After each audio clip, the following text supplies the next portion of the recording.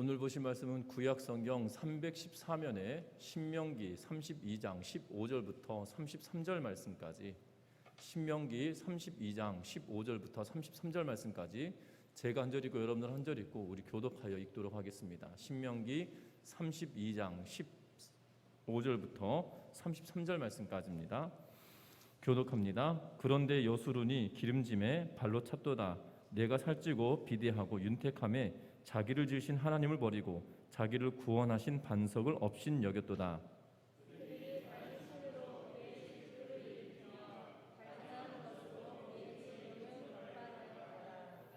그들은 하나님께 제사하지 아니하고 귀신들에게 하였으니 곧 그들이 알지 못하던 신들, 근래에 들어온 새로운 신들, 너희의 조상들이 두려워하지 아니하던 것들이로다.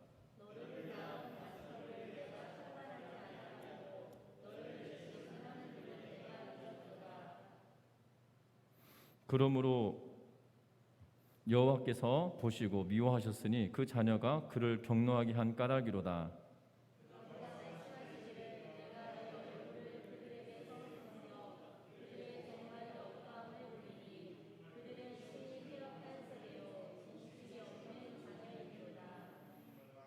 그들이 하나님이 아닌 것으로 내 질투를 일으키며 허무한 것으로 내 진노를 일으켰으니 나도 백성 아닌 자로 그들에게 시기가 나게 하며 어리석은 민족으로 그들의 분노를 일으키리로다.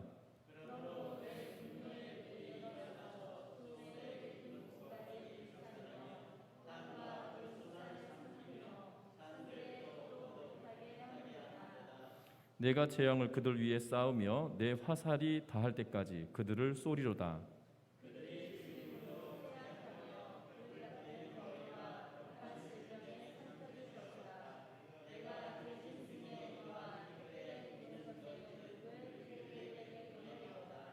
밖으로는 칼에 방 안에서는 놀람에 멸망하리니 젊은 남자도 처녀도 백발 노인과 함께 젖 먹는 아이까지 그러하리로다.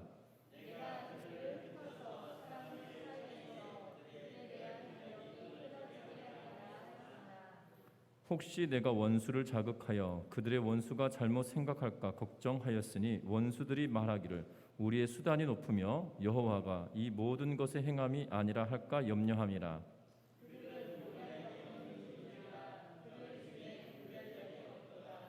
만일 그들이 지혜가 있어 이것을 깨달았으면 자기들의 종말을 분별하였으리라.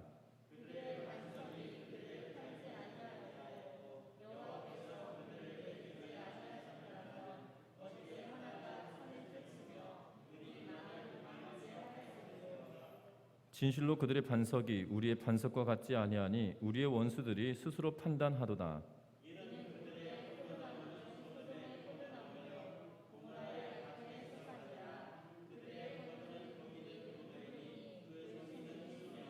같이 읽습니다. 그들의 포도주는 뱀의 독이요 독사의 맹독이라. 아멘. 우리 서로 인사 나누고 말씀 나누겠습니다. 사랑하고 축복합니다.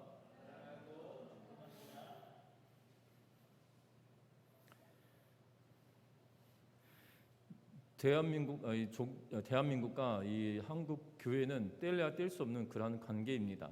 특별히 일제 강점기를 보내는 동안에 개신교와 이 기독교는 이 민족에 큰 영향을 미치었던 그러한 종교이기도 합니다. 특별히 3.1 운동이 이르렀던 민족 대표 33인 중에 16명이 기독교인이었던 것을 생각하면, 기독교 지도자들이었던 걸 생각하면 더 놀랍다라는 생각이 들어집니다.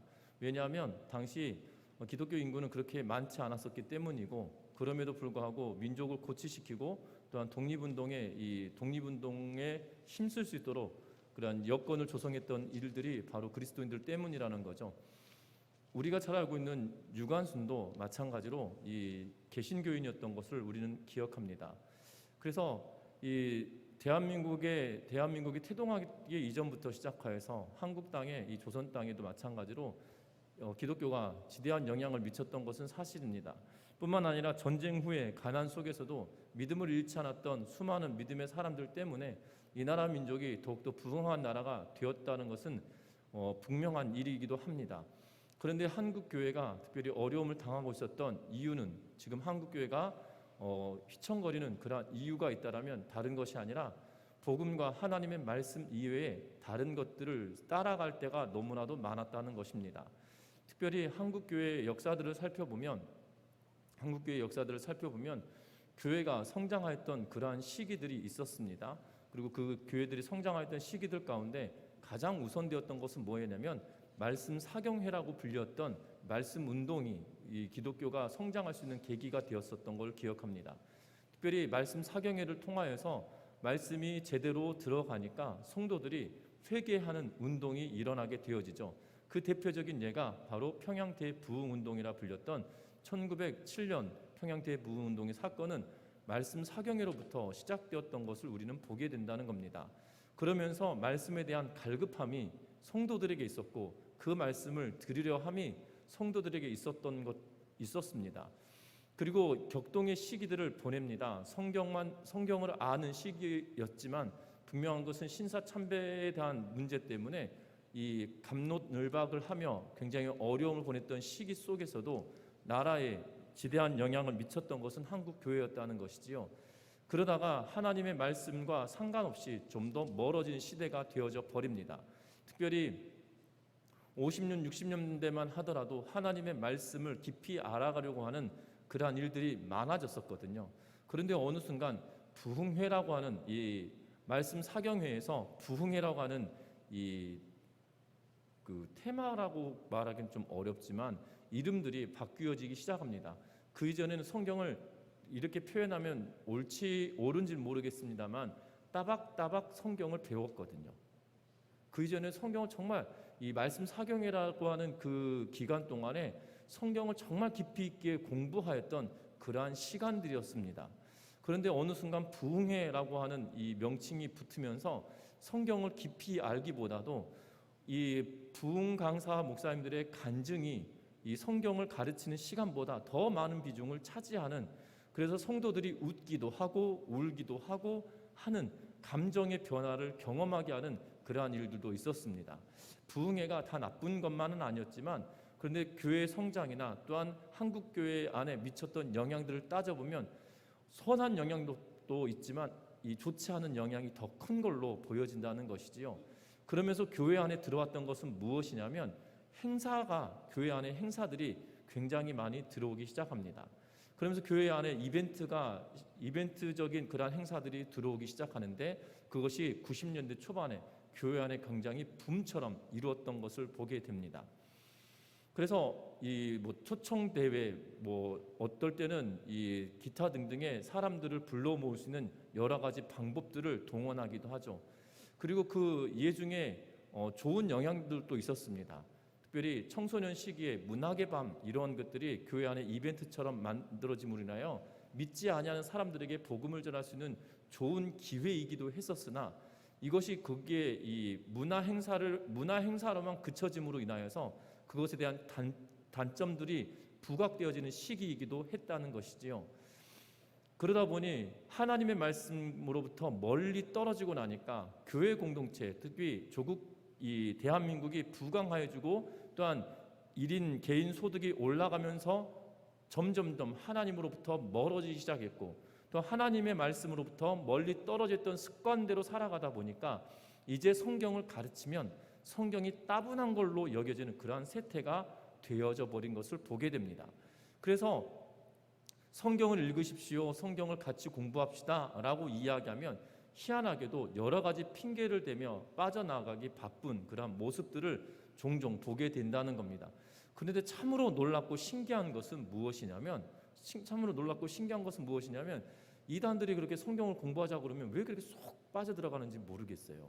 그렇게 성경 공부하자고 그러면 안 하시던 분이 이단이 성경 공부하자고 그러면 그렇게 쏙 빠져들어가는지는 이해는 좀 안 되지만 분명한 것은 그 계기가 있고 여러 가지 이 장치들이 있겠지만 분명한 것은 하나님의 말씀으로 멀어진 그런 세태를 살아가다 보니까 교회 안에 들어온 것은 뭐냐면 물질 만능주의가 교회 안에도 들어오게 되었다는 거고 세상의 경제 원리가 교회 안에 들어와서 교회가 물질에 의하여 좌지우지되고 경제 원리에 의하여서 이것을 하면 이 투자 대비 얼마큼 효과를 얻을 수 있느냐 이러한 것들을 계산하면서 교회가 이 재단하고 있는 그런 모습을 보게 되어지는 것을 봅니다. 분명한 것은 교회 부흥과 성장 속에서 어느 순간 믿음과 말씀은 구호로 끝쳐져 버린 그러한 세태가 되었다는 겁니다. 풍요로워졌습니다. 한국 교회가 풍요로워졌고 조국이 풍요로워졌습니다. 반면에 풍요로워진 반면에 믿음은 고갈되어져 버린 그러한 시대를 살고 있는 모습이 우리들의 현재의 모습이기도 하다는 거죠. 오늘 이 말씀을 시작하면서 오늘 본문에 모세가 노래하며 이 시를 지어놓고 있는 그런 본문인데요. 특별히 오늘 본문을 잘 읽어보다 보면 참으로 안타까운 일들에 대한 이야기를 시작하고 있는 것을 보게 됩니다. 우리 15절 말씀 다시 한번 읽어보겠습니다. 15절 말씀입니다. 그런데 여수론이 기름짐에 발로 찼도다. 내가 살찌고 비대하고 윤택함에 자기를 지으신 하나님을 버리고 자기를 구원하신 반석을 없인 여겼도다. 아멘. 오늘 이 말씀 여수론이라고 하면서 시작을 합니다. 여수론이라는 말은 올곧다, 곧게 서다 라는 의미를 가지고 있습니다. 올곧은 백성아, 그리고 바로 서 있는, 곧게 서 있는 백성아 라는 의미로 이야기를 하는 거죠. 그런데 오늘 본문의 내용을 보면 곧게 서 있거나 옳게 서 있는 그러한 민족으로 보여지지 않습니다. 여술은 그러면 올곧고 곧게 선 그러한 의미를 가졌지만 이름값 하지 못하는 그러한 상태로 불려진다는 거죠. 한 학자들은 이렇게 표현합니다. 냉소적인 뉘앙스를 내포한다라고 이야기를 하면서 예를 들어서 이렇게 말합니다. 너희가 여수른 민족인데 폐역의 길로 가는구나 라고 하면서 이렇게 말하는 거죠. 그런데 이러한 의미보다도 이 본문에 말하고 있는 것은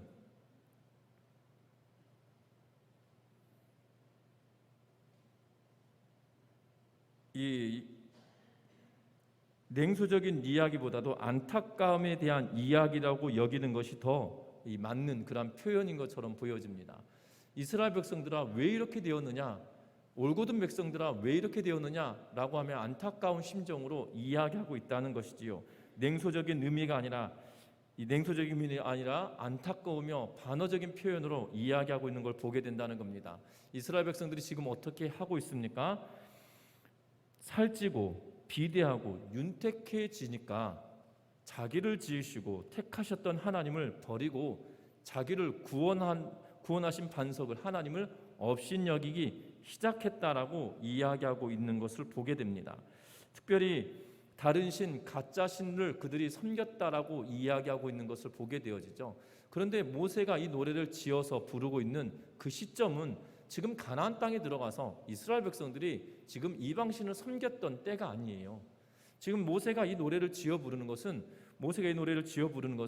가나안에 들어가기 전, 요단강도 건너기 전 여호수아가 지도자로 세움받고 나서 난 이후에 지금 노래를 지어 부르고 있거든요. 잘 살펴보아야 될 것은 지금 이스라엘 백성들이 40년 광야길을 걸어오는 동안에 이러한 행태를 했었다는 거죠. 그리고 그들이 얼마 전까지만 하더라도 모압 평지에서 그들이 죄악으로, 또한 모압 사람들에 의하여서 발람의 계계에 의하여서 이 하나님을 아닌 음란함을 행함으로 인하여 이방신을 섬겼던 그러한 일에 동참함으로 인하여 수많은 사람들이 죽었던 것을 바로 얼마 전에 경험했다는 사실입니다. 그들이 40년의 광야길을 걸어오는 동안에 하나님의 인도하심을 그들이 몸으로 경험하였고 보았던 거죠. 아침에는 만나, 저녁에 메추라기, 그리고 구름기둥과 불기둥으로 그들은 날마다 하나님의 보호하심과 돌보심을 경험했음에도 불구하고 그들은 틈이 날 때마다, 시간이 날 때마다 하나님의 돌보심은 온데간데 없어져 버렸고요. 하나님의 인도하심은 그들에게 아무런 의미가 있지 않았던 거죠. 이방신 새로운 것에 집착하며 그것을 따르며 살아갔던 모습이 40년의 광야길에 분명하게 드러났던 모습이 이제는 모세가 떠나고 난 이후에 가나안 땅에 들어간다라면 이 광야길은 별것 아니었던 거예요. 지나치면 됐던 그 길이기 때문이죠. 이제는 가나안 땅에 들어가서 정착하며 살아야 되는데 보지 못했던 이방 신들을 보면서 그들이 넘어지지 않는다라는 것은 쉽게 판단할 수 없는 거죠. 나그네 길처럼 광야길을 걸어가는 동안에도 새로운 것을 보고 우상을 보면 그것에 혹하여서 빠져들었던 이스라엘 백성들이었는데 이제는 그 땅에 들어가서 정착하면 더 시험도 많고 어려움도 많은 것인데 이제는 목축하며 이동하였던 이 유목민처럼 살아왔던 그들이 이제는 정착하며 농업을 하게 되어진 그러한 상황 속에서도 그 하나님을 온당하게 여기고 바르게 섬기며 살아가겠냐라고 하며 하나님께 이 모세가 노래를 지으며 이스라엘 백성들로 하여금 돌이키기를 바라며 이 노래를 지어 부르고 있는 것을 보게 된다는 겁니다. 여러분들, 우리는 어떠합니까? 우리는 하나님께서 우리에게 풍요로움을 주셨습니다. 과거에 우리가 어렵고 힘들 때 믿음이 더 좋았던 것 같으신가요? 아니면 지금 풍요로울 때 믿음이 더 좋았던 것 같으신가요? 여러분들, 제가 이 사역을 하는 동안에 20살 때부터 시작해서 지금까지 한 28년간의 시간을 두고 보면 종종 이런 분들이 계세요. 뭐라고 하냐면 참 어렵고 힘들 때가 좋았었는데, 그때가 참 믿음이 좋았었는데 라고 이야기하시는 분들을 열에 한 7, 8은 본 것 같습니다. 또 이곳에 와서도 마찬가지예요. 예전에 여기 이전 건물이 있을 때 솥단지 걸고 국수 삶고 했던 그때가 참 좋았다. 뭐가 좋습니까? 하나도 좋지 않습니다.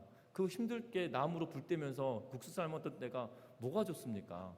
그런데 그때가 좋았다고 하는 거죠. 왜냐하면 그때는 내가 전심으로 하나님께 매달릴 수 있는 기회가 있었고, 뜨겁게 찬양할 수 있는 기회가 있었고, 정말 하나님께 내 몸을 다 드리면서 헌신했던 그 헌신의 열심이 있었기 때문에 그 열심이 있었던 그 모습을 바라보는 거지, 불편하고 힘든 그 상황이 좋은 건 전혀 없거든요.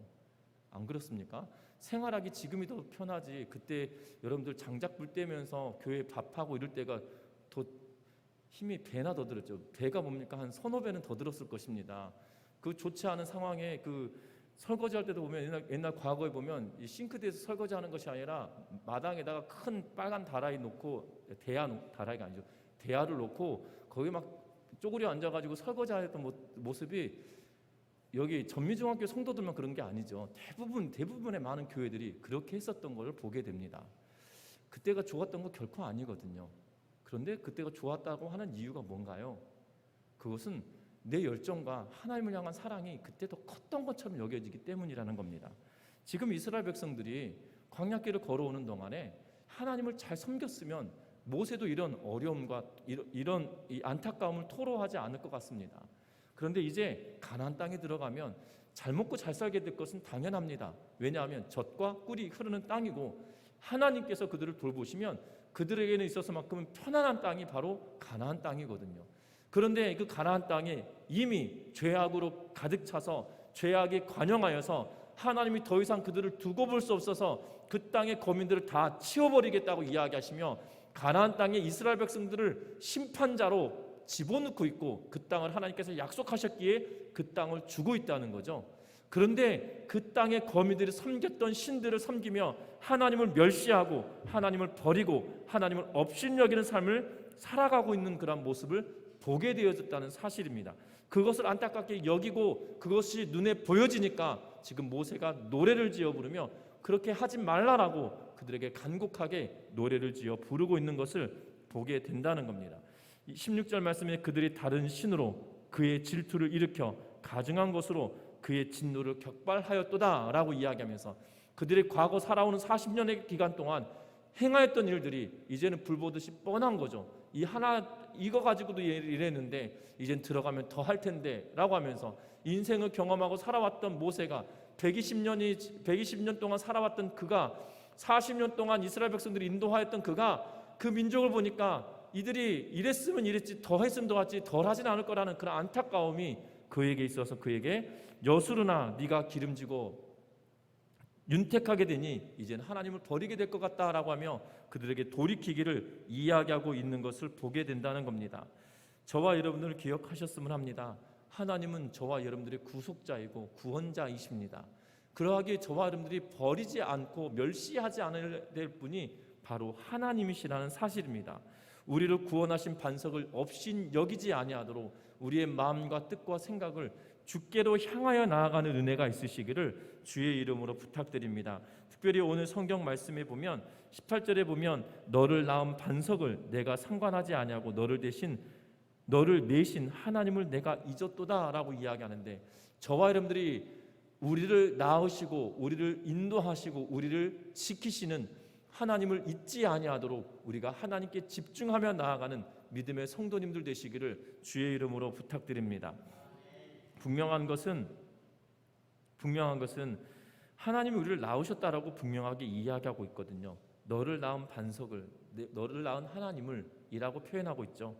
시편 2편 7절에서도 동일하게 말합니다.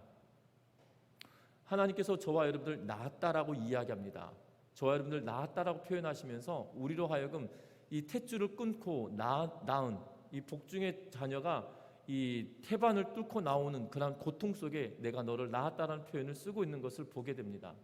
오늘날 내가 너를 낳았다라고 말씀하고 계시는데요, 저와 여러분들이 그 하나님이 저와 여러분들 낳으셨기에 그 하나님을 잊는 것이 아니라 그 하나님만 전적으로 신뢰하며 살아가는 믿음의 성도님들 되시기 바랍니다. 뿐만 아니라 19절 말씀 나같이 한번 읽어봅니다. 그러므로 여호와께서 보시고 미워하셨으니 그 자녀가 그를 격노하게 한 까닭이로다. 20절도 읽습니다. 그가 말씀하시기를 내가 내 얼굴을 그들에게 숨겨 그들의 종말이 어떠함을 보리니 그들이 심히 패역한 세대요 진실이 없는 자녀이미로다. 아멘. 하나님께서 말씀하십니다. 이제 내 얼굴을 가려버리겠다라고 이야기합니다. 왜냐하면 그들이 심하게 패역한 세대가 되었다라고 이야기하고 있기 때문이죠.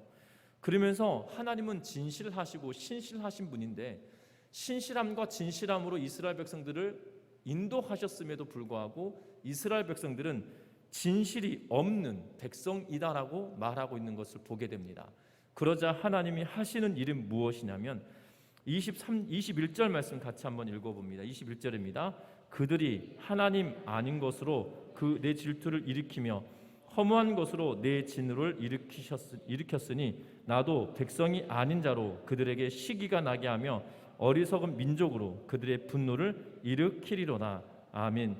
오늘 말씀 보니까 하나님을 진노케 하는 이스라엘 백성들이 하나님과의 언약을 깨뜨리고 하나님과의 언약을 깨뜨리고 하나님을 거역하며 하나님을 무시하고 하나님을 거절하는 그러한 일들을 행하게 되어지죠. 패역한 자녀다라고 이야기하며 진실이 없는 그들의 자녀다라고 말씀하고 있는 것을 보게 됩니다. 그러자 하나님께서 그들에게 뭐라고 이야기하십니까? 이스라엘 백성들이 하나님 아닌 이방신을 우상들을 가지고 하나님을 질투나게 만들었는데 그러면 나도 똑같이 하겠다는 거죠. 내가 택한 백성, 하나님의 백성이 아닌 자를 통하여서 하나님의 백성이 시기 질투나도록 만드시겠다라고 이야기하고 있는 것을 보게 됩니다. 그래서 이렇게 말하고 있습니다. 우리가 읽었던 21절 보니까 그들에게 나도 백성이 아닌 자로 그들에게 시기가 나게 하며 어리석은 민족으로 그들의 분노를 일으키리로다 라고 이야기하며 어리석고 우둔한 백성을 통하여서 이스라엘 백성들이 시기 질투나도록 만드시겠다라고 말하고 있다는 것이에요. 여러분들 이스라엘 백성들은 어떻게 보면 우둔한 백성들이었습니다. 세상에 가장 작은 자였다라는 표현을 쓰고 있거든요. 그런데 그도 작은 자들 택하셔서 강한 자들을 넘어뜨리시며 하나님이 하나님 되심을 분명하게 보여주셨죠. 그런데 지금은 이스라엘 백성들이 하나님을 버리고 이방신을 섬기면서 하나님께서 그들에게 뭐라고 이야기하시냐면 우둔한 백성들, 어떻게 보면 이스라엘 백성들은 이제 가나안 땅에 들어가면 하나의 나라를 형성하고 국가를 이루게 될 것이고 그 국가를 이루기 위해서 그들이 법령도 만들었고 하나님께서 주신 법으로 그들이 통치할 수 있는 여건도 다 만들었다는 거죠. 심지어 어떤 잘못을 하면 어떻게 갚아야 된다, 그리고 어떠한 일들이 있으면 어떻게 행해야 된다라고 하며 세세한 법들을 준비하고 그들이 그 땅으로 들어가게 된다는 거예요.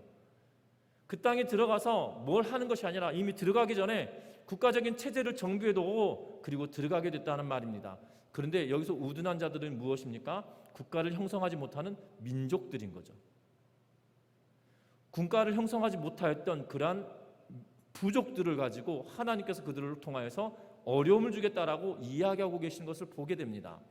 여러분들 실제로 오늘 이 본문 말씀에서 이야기했던 이 노래를 지어 부르고 있는 모세의 노래대로 실제로 이루어지고 있다는 사실이에요. 여러분들 사사기에 들어가서 보면 왕들이 있었던 이 나라들이 어려움을 주기도 합니다. 그런데 기드온 시대에 정말 피폐함이 그들에게 있거든요.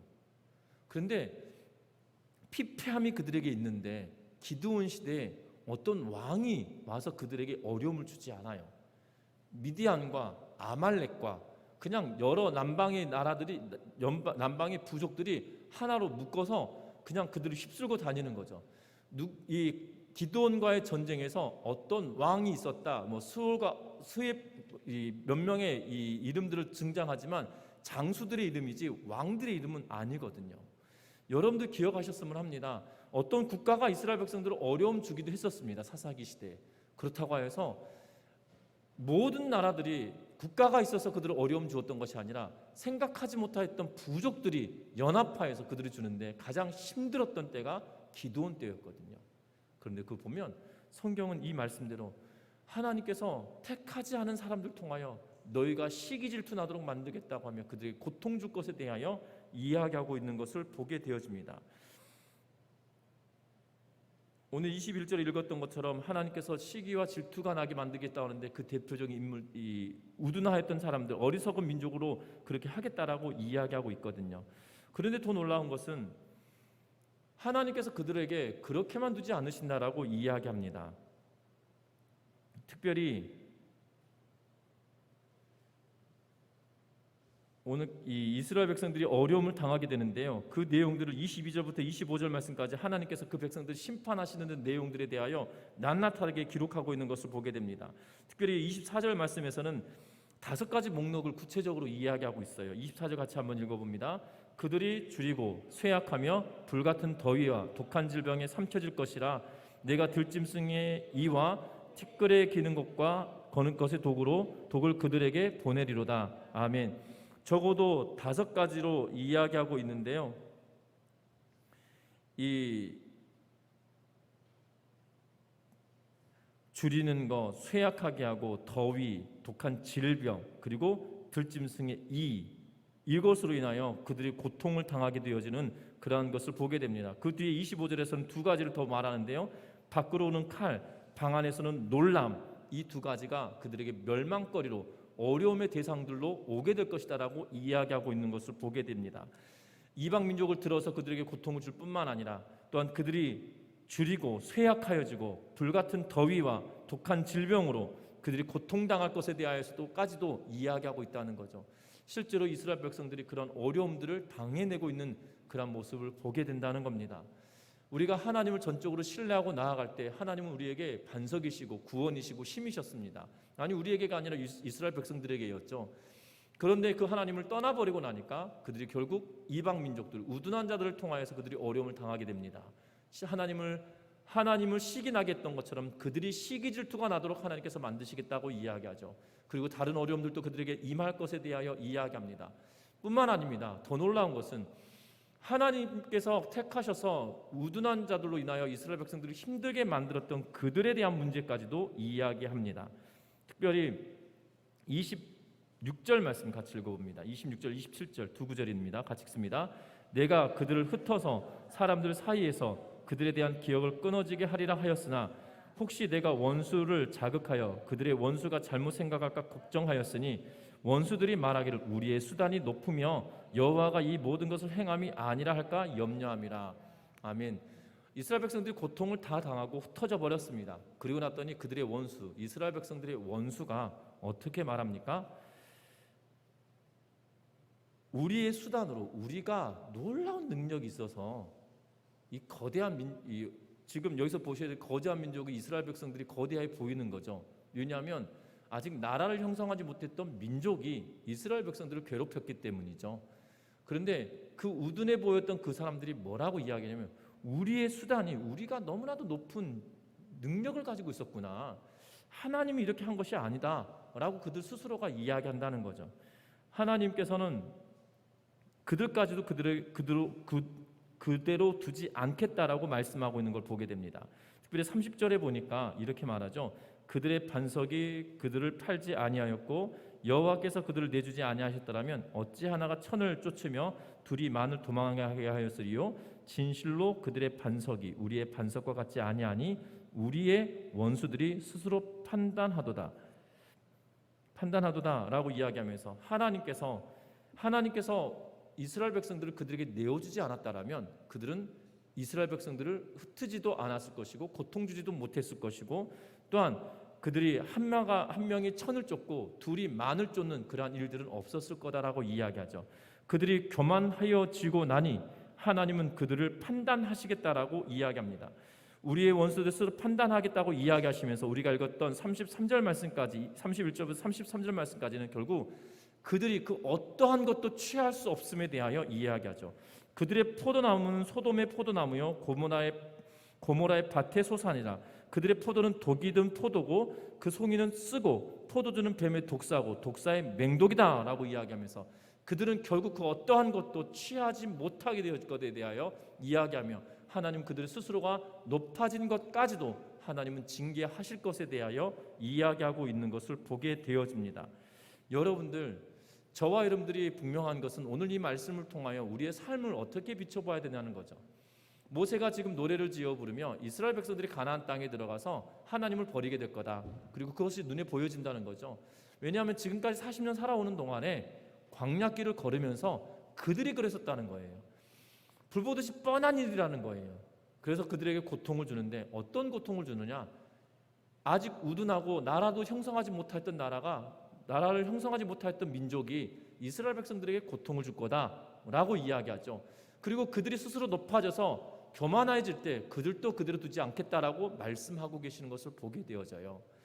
여러분들 기억하셨으면 합니다.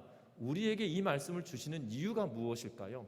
모세가 이스라엘 백성들에게 이 노래를 지어서 그들에게 주고 있는 이유는 그렇게 하지 말라라는 거죠. 지금 된 일이 아니에요. 되어진 일도 아니에요.